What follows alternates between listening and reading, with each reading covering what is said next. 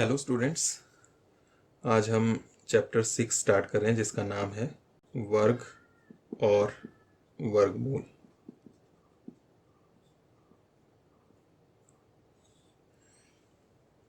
वर्ग और वर्गमूल। तो ये जो वर्ग है इसके बारे में आप पिछली क्लासेस में भी सीख चुके हैं कि इस तरह की जो आकृति होती है, चारों भुजाएं बराबर, चारों कोण 90 डिग्री, इसे हम वर्ग कहते हैं। लेकिन यहाँ हम जो वर्ग की बात कर रहे हैं वो ज्यामितीय वर्ग की नहीं, अंकगणितीय वर्ग की बात कर रहे हैं। अंकगणित मतलब नंबर्स की बात कर रहे हैं सिर्फ। तो वो भी कोई अलग चीज़ नहीं है, लेकिन इस आकृति को जब हम इसका क्षेत्रफल निकालते हैं, वर्ग का क्षेत्रफल, तो हम कहते हैं कि वर्ग का क्षेत्रफल होता है भुजा गुणा भुजा। उदाहरण के लिए अगर इसकी भुजा ये 1 सेंटीमीटर है तो इसका क्षेत्रफल बनेगा 1 गुणा 1 सेंटीमीटर स्क्वायर। इसी तरीके से जब हम इसकी भुजा अगर 2 सेंटीमीटर लें तो बनेगा क्षेत्रफल 2 गुणा 2, 4 सेंटीमीटर स्क्वायर। अगर ये 3 सेंटीमीटर लें भुजा तो बनेगा 3 गुणा 3, 9 सेंटीमीटर स्क्वायर। तो ये जो क्षेत्रफल बन रहा है इसमें सेम नंबर्स को 2 बार गुणा कर रहे हैं, 1 को 1 से, 2 को 2 से, 3 को 3 से। तो ये जो नंबर्स आ रहे हैं इन्हें हम वर्ग संख्याएं कहते हैं। ये है यहाँ पर जो हम वर्ग की बात कर रहे हैं। तो कोई भी नंबर उसको उसी से गुणा करके जो आंसर आता है इसे हम बोलते हैं कि ये वर्ग संख्या है। किसका वर्ग है ये 3 का वर्ग है। ये 4 जो है ये 2 का वर्ग है, 1 1 का वर्ग है। तो इस तरह से हमारे पास संख्याएं जो आती हैं इन्हें हम वर्ग संख्या कहते हैं। तो यही आपका यहाँ पर चैप्टर का फर्स्ट पार्ट है, वर्ग। तो सबसे पहले अलग अलग संख्याओं के वर्ग ही देख लेते हैं हम कि क्या क्या बनते हैं। तो अभी हमने 1 का देख लिया, 2 का देख लिया, 3 का बन गया हमारे पास 9। इसी तरह से 4 का करें तो 4 × 4 16, 5 का 5 बजे 25, 6 का 36, 7 गुणा 7 49, 8 गुणा 8 64, 9 गुणा 9 81, 10 गुणा 10 100। तो ये सभी के सभी हमारे पास इस तरह से वर्ग बन रहे हैं। तो 49 किसका वर्ग है? 7 का वर्ग है। और इनको हम लिखते हैं इस तरह से, 1 का वर्ग, ये 2 का वर्ग, तो 2 की घात 2, ये 3 का वर्ग, ये 4 का वर्ग, ये 5 का वर्ग, ये 6 का वर्ग, ये 7 का वर्ग। तो आपने घात और घातांक में भी पढ़ा हुआ है कि एक नंबर को 2 बार गुणा करें सेम तो उसको हम घात 2 लिखते हैं। तो उसी तरह से ये चल रहा है। 9 का वर्ग तो 9 की घात 2, 10 का वर्ग 10 की घात 2। तो उसी को उसी नंबर से गुणा करके हमारे ये बन रहे हैं। तो ये 1 का वर्ग 1 आ गया, 2 का वर्ग 4 आ गया, 3 का वर्ग 9, 4 का वर्ग 16, 5 का वर्ग 25, 6 का वर्ग 36, 7 का वर्ग 49, 8 का वर्ग 64, 9 का वर्ग 81, 10 का वर्ग 100। तो ये 10 तक मैंने आपको लिख के दिए। इसी तरीके से आप किसी भी संख्या का वर्ग निकाल सकते हैं। अगर आपको कहा जाए कि 25 का वर्ग बताओ तो 25 का वर्ग बराबर 25 गुणा 25, वो आ जाएगा 625। तो आपने गुणा करनी है और उस तरीके से आपका वर्ग निकल जाएगा। तो यहाँ पर अभी फिलहाल आपने वर्ग देखे और आपने यहाँ पर जो एक्सरसाइज 6.1 है उसमें वर्ग निकालने के लिए नहीं है, लेकिन वर्गों से संबंधित कुछ पैटर्न हैं उनको देखना है हमने। तो सबसे पहले यही है हमारे पास यहाँ पर क्वेश्चंस की वर्ग है या नहीं है कोई संख्या, उसको कैसे पहचानें। तो आप यहाँ पर अगर इन नंबर्स को देखें, सिर्फ इकाई के अंकों को, तो क्या क्या आ रहे हैं वो देखते हैं वर्ग संख्याओं में।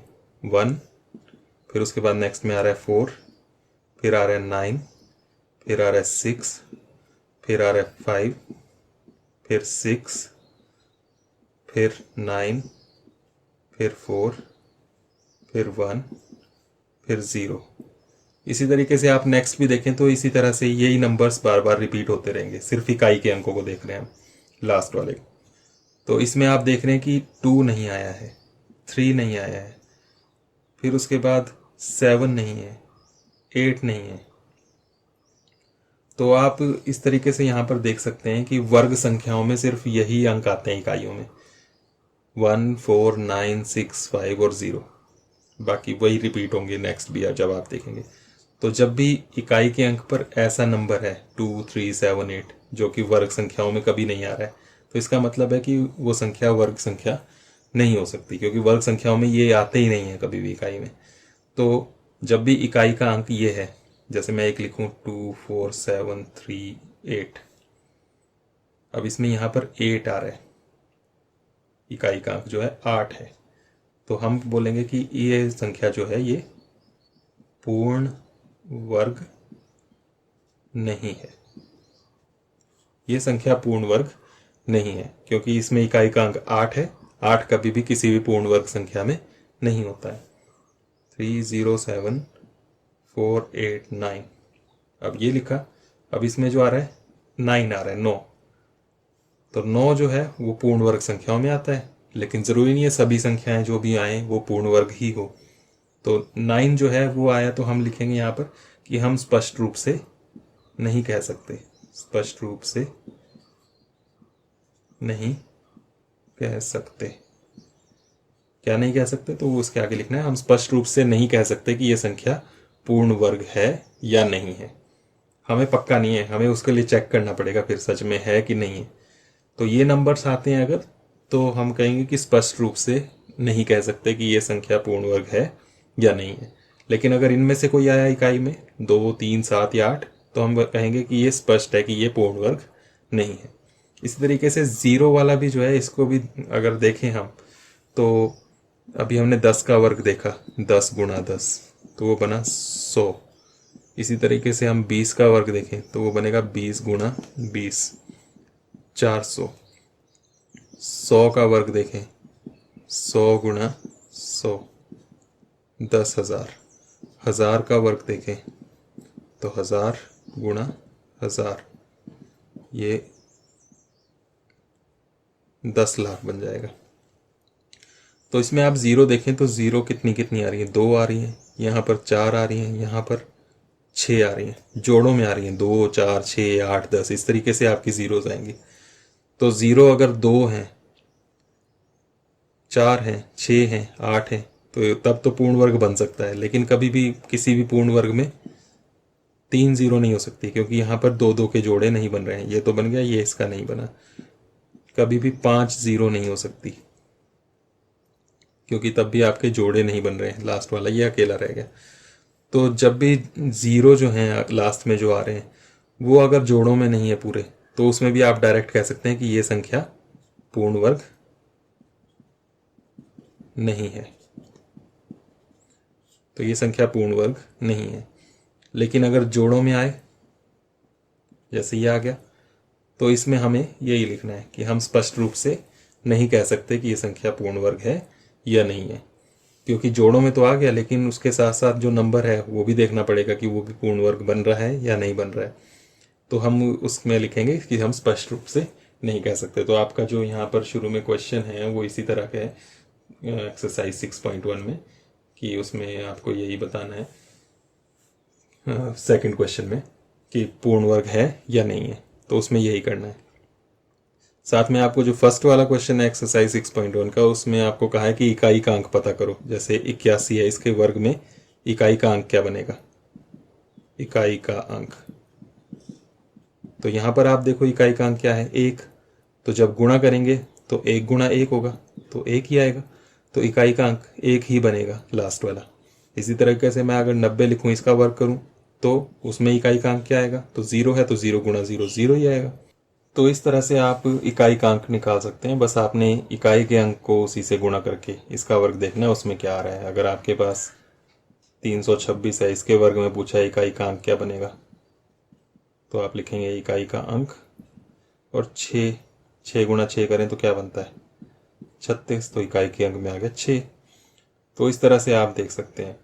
तो वैसे यहीं से आप देख सकते हो, 1 हो तो इकाई के अंक में 1 ही आता है, 2 हो तो 4 आएगा, 3 है तो 9 आएगा, 4 है तो 6 आएगा, 5 है तो 5 ही आएगा, 6 के लिए 6 आएगा, 7 के लिए 9 आएगा, 8 के लिए 4 आएगा, 9 के लिए 1 आएगा, और 0 है तो 0 आएगा। तो इस तरह से आप इकाई का अंक पता कर सकते हैं। अब एक और अलग तरह का पैटर्न देख लेते हैं। विषम संख्याओं को जोड़ते हैं।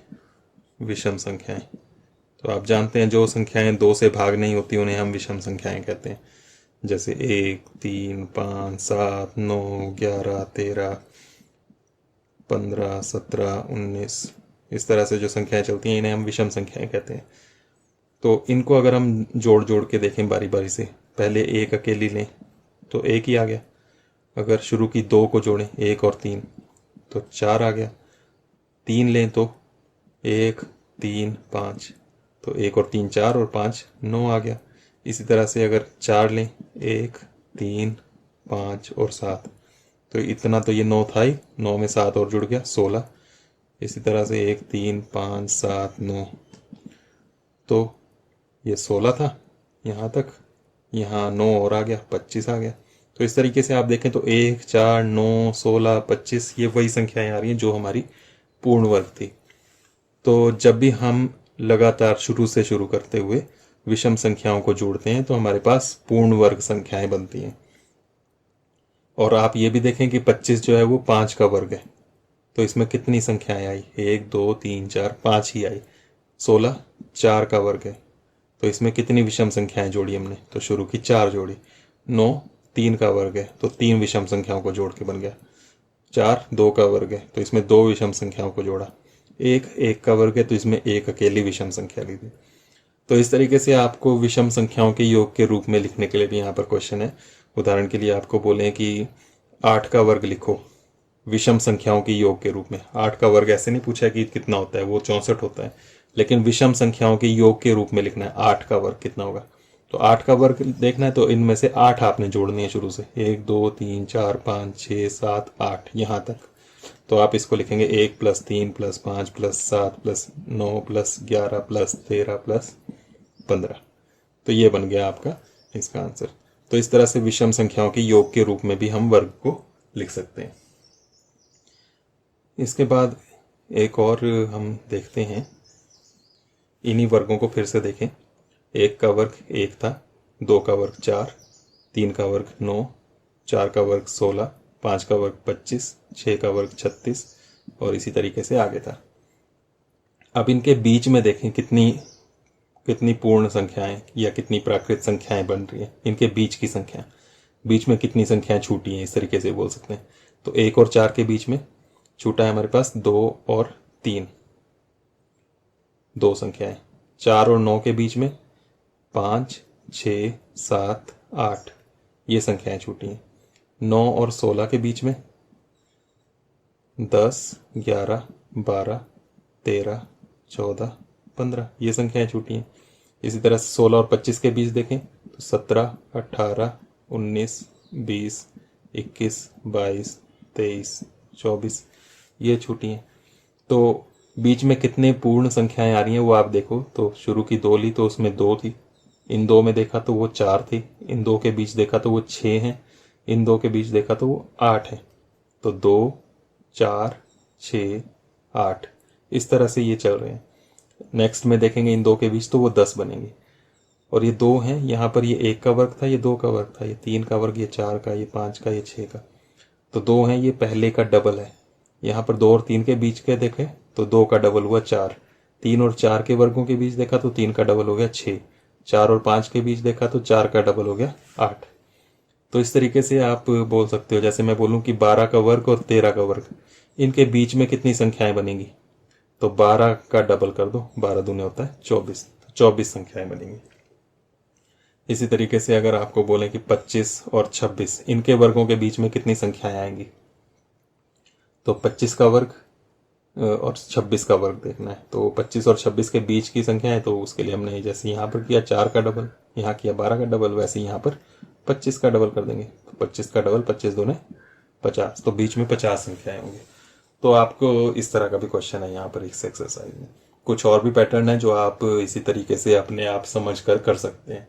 तो आपके लिए ये एक्सरसाइज 6.1 जो है वो होमवर्क है, तो आपने ये एक्सरसाइज कंप्लीट करनी है। आज के लिए हमने इतना ही रखना है, उसमें जो भी आपकी प्रॉब्लम हो वो आप पूछ सकते हैं। बाकी हम नेक्स्ट मीटिंग में, जब हम नेक्स्ट वीडियो में मिलेंगे तब करेंगे। Thank you.